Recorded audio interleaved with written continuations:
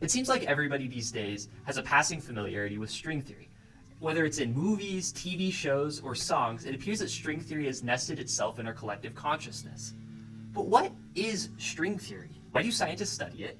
And how can it help us better understand the universe? I'm Tanner Merritt, and I want you to consider for a second the vibration of a string. In an effort to bridge the gap between quantum mechanics and general relativity, scientists have proposed the idea of string theory. Essentially, the theory sets about to have one singular theory to explain the interactions within the universe. The answer that string theory provides starts by zooming into fermions and bosons, the particles that make up the atoms and their interactions within the universe respectively, and builds them from one-dimensional tiny strings. These strings vibrate at different frequencies to create the different particles that interact within our universe. This difference in vibration is similar to the harmonics or different notes on a bass guitar or different sounds from different triangles. For string theory to work, scientists need anywhere from 10 to 26 dimensions.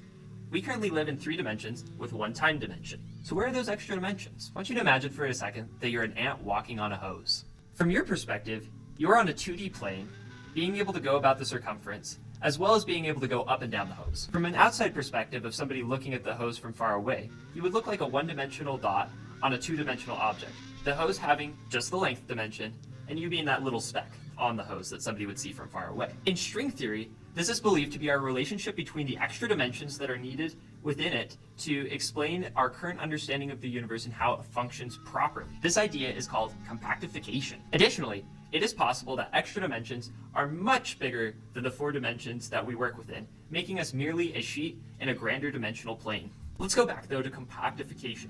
This idea may explain why particles have, or at least appear to have, mass. If a vibrating string that makes up a fundamental particle is traveling through space, from our perspective, depending on the different masses that we see, it'll travel at different speeds.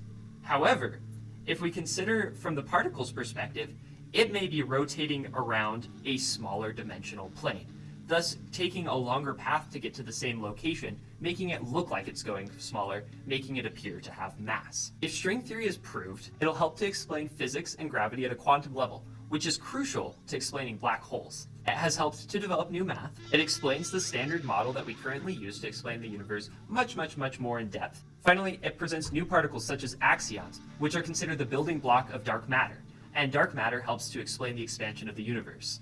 Progress in the field of string theory has been slow.